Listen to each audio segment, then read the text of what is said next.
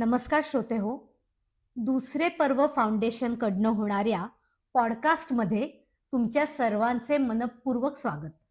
आज धावपळीच्या जीवनामध्ये ताण, चिंता, नैराश्य आणि अनेक शारीरिक आजार हे याला आपण सतत सामोरे जात असतो. पण ह्याच्यावर सकारात्मक ऊर्जा मिळण्यासाठी काय करायचं? तर अर्थात योग. आणि या योग बद्दलच जाणून घेण्यासाठी आज आपल्याकडे योग एक्सपर्ट अनन्या लेले आपल्याकडे आलेली आहे. अनन्या, तुझं मनपूर्वक स्वागत. थँक्यू. पहिले थँक्यू सो मच दुसरे पर्व फाउंडेशन की त्यांनी मला ऑपॉर्च्युनिटी दिली, आज बोलावलं for the podcast. Me Ananya, me yoga teacher आहे, योगा इन्स्ट्रक्टर आहे. मी अनेक वर्ष झाले योग प्रॅक्टिस करत आहे आणि गेल्या काही वर्षांपासून मी लहान मुलांपासून ते मोठ्यांपर्यंत ह्या सर्वांसाठी योगाचे क्लासेस, सेशन्स ऑनलाईन आणि ऑफलाईन अशा पद्धतीने घेत आहे. अच्छा, जसं तुम्ही इंट्रोडक्शनमध्ये म्हटलात मगाशी की योगा म्हणजे माइंड, बॉडी आणि सोलचं कनेक्शन. बरोबर. अजून एक सुंदर व्याख्या आपल्याला महर्षी पतंजलींनी योग सूत्रामध्ये दिलेली आहे. ती म्हणजे कोणती? तर अथ योगानुशासनम. म्हणजे योगा हे एक अनुशासन आहे, एक डिसिप्लिन आहे. आणि महर्षी पतंजलींचा अष्टांग योग आजही आपल्याला म्हणूनच तेवढाच रेलेव्हंट वाटतो, तेवढाच रिलेटेबल वाटतो. अगदी बरोबर. योग हा एक फिजिकल व्यायाम किंवा एक फिजिकल ऍक्टिव्हिटी नसून त्याच्यात अनेक ऍस्पेक्ट्स आहेत, त्याच्यात अनेक गोष्टी येतात. शरीर, मन, श्वास, विचार, जीवनशैली ह्यांचा समतोल साधण्याचा योगा हा एक मार्ग आहे, असं मी नक्कीच. म्हणेन.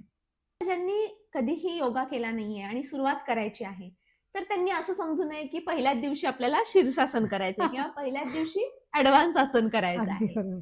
अगदी साध्या सोपे 5 मिनिटापासून तुम्ही सुरुवात करू शकता. सूक्ष्म व्यायाम असेल, सूर्यनमस्कार असेल, ह्यांनीही तुम्ही सुरुवात करू शकता. पण नियमित करणं महत्वाचं. आणि इनिशियली मी म्हणेन की अंडर गायडन्स केलं तर इंजुरीजचे चान्सेस पण कमी होतात. तर एका योग शिक्षिकाच्या अंडर किंवा एका योगा इन्स्ट्रक्टरच्या अंडर जर तुम्ही योग शिकलात तर इंजुरीचे चान्सेस पण कमी होतील. मला अजून एक प्रश्न ना नेहमी मनात येतो, की बऱ्याच लोकांना काय होतं ना, सकाळी शाळा असते, बरोबर, ऑफिसेस असतात. बरोबर, त्यामुळे आपण ऐकतो, की सकाळी उठूनच आपण योग केलेला बरा. बरोबर. पण जी लोकं सकाळी उठून योग नाही करू शकत, त्यांच्यासाठी योग करण्याची पद्धत तू काय सांगशील? येस. आता तुम्ही जो मुद्दा मांडला तो अगदी बरोबर आहे.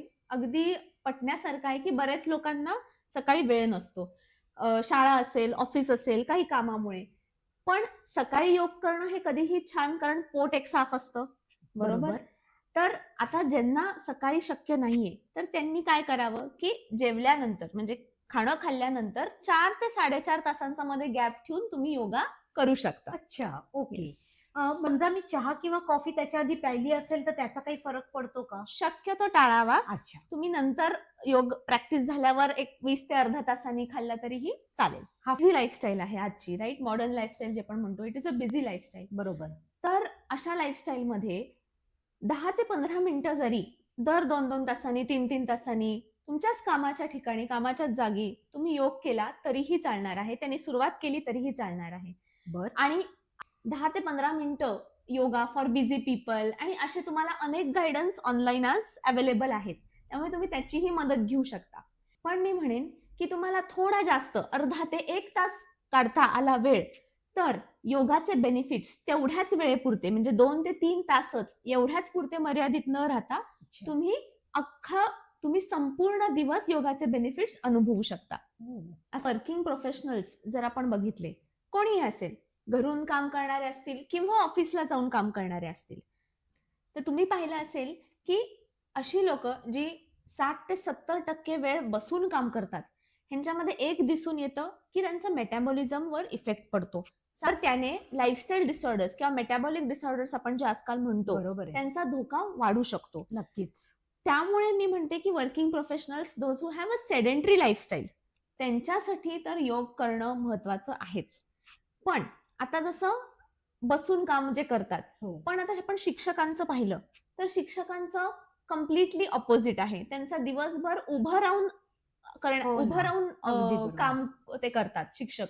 तर त्यांच्यासाठी वेगळ्या प्रकारचा योग. सो असं प्रत्येक प्रोफेशनसाठी त्यांच्या गोल्सना डोक्यात ठेवून, त्यांच्या गोल्सना अनुसरून आपण योगा दिला तर नक्कीच फायदा होईल.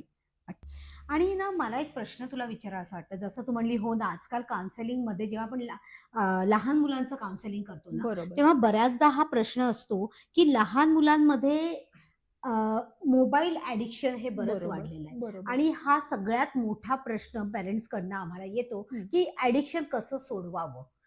आता बरोबर. आता एखादा व्यक्ती तुमच्याकडे कन्सर्न घेऊन जेव्हा येतो, हो. तेव्हा तुम्हीही ऑब्झर्व्ह केला असेल, तुम्हालाही जाणवलं असेल, की त्या पर्सनची फिजिकल अपीअरन्सवरनं तुम्हाला वाटत असेल, की त्याला अडखळल्यासारखं होतंय किंवा बेचैनी आहे, मनात अनेक विचार आहेत, गोंधळ उडालेला आहे. लहान मुलांना फोनचं कायम स्टिम्युलेशन असल्यामुळे काय घडतंय आपल्या आजूबाजूला ह्याचा अवेअरनेस नसतो. अगदी बरोबर हा आहे. एक खूप मोठा पॉइंट आहे. अगदी बरोबर. तर त्यासाठी मी म्हणेन योगा तिथे खूप युजफुल आणि बेनिफिशियल ठरू शकतो.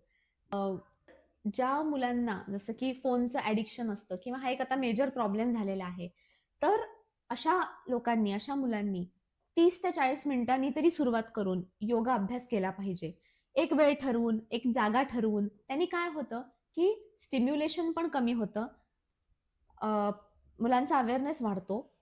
फोकस, कॉन्सन्ट्रेशन या गोष्टी तर होतातच आणि प्लस एक काम माइंड, एक काम जेव्हा माइंड काम होतं, तेव्हा त्यांना विचार करायला एक मार्ग मिळतो, की मोबाईल सोडून देखील इतर गोष्टींमध्ये त्यांचा फोकस आणि कॉन्सन्ट्रेशन वाढू शकतं. अनन्या, हं. अजून एक मला प्रश्न विचारायचा आहे की ज्यांना जिमिंग आणि स्ट्रेंथ ट्रेनिंगची सवय आहे, त्यांनी योग करावा का आणि कसा करावा? सो स्ट्रेंथ ट्रेनिंग जर तुम्ही करत असाल तर खूपच छान आहे. मी पण स्ट्रेंथ ट्रेनिंग करते. अच्छा. पण आता स्ट्रेंथ ट्रेनिंग मध्ये जिमला गेल्यावरती आपण मोस्टली फिजिकल बॉडीवर काम करतो, आपल्या मसल्स वरती काम करतो. पण तुम्ही पाहिलं असेल की जी व्यक्ती जिमला जाते आहे, रुटीन आहे, पण त्याला रात्री झोप लागत नाहीये किंवा सकाळी फ्रेश वाटत नाहीये, तर मग त्या फिजिकली आपण जे जिमला जाऊन व्यायाम करतो, स्ट्रेंथ ट्रेनिंग करतो, त्याचा उपयोग तेवढा होतोय का? नाही. जिमिंग आणि स्ट्रेंथ ट्रेनिंग केल्यावरती, जिम सेशन झाल्यावरती आपण युजुअली कूल डाऊन करतो. कूल डाऊन मध्ये मोस्टली स्ट्रेचिंग असतं, जे की योगाचा सिमिलर आहे किंवा योगामधूनच घेतलेले काही काही स्ट्रेचेस आहेत ते आपण करत असतो. पण योगा तेवढ्याच पुरता लिमिटेड न ठेवून आपण त्याला संपूर्ण दिवसात, संपूर्ण आपल्या लाईफस्टाईलमध्ये जर आणू शकलो, तर नक्कीच झोप न येणे, सकाळी फ्रेश न वाटणे, हे सगळेच प्रॉब्लेम्स आपले दूर होतील. आजच्या दिवसामध्ये योगाचं जे पण काही तू महत्व आपल्या नवीन पिढीला आणि सगळ्यांनाच सांगितलं आहेस, आपल्या श्रोत्यांना नक्कीच त्याचा उपयोग होईल. धन्यवाद. थँक्यू.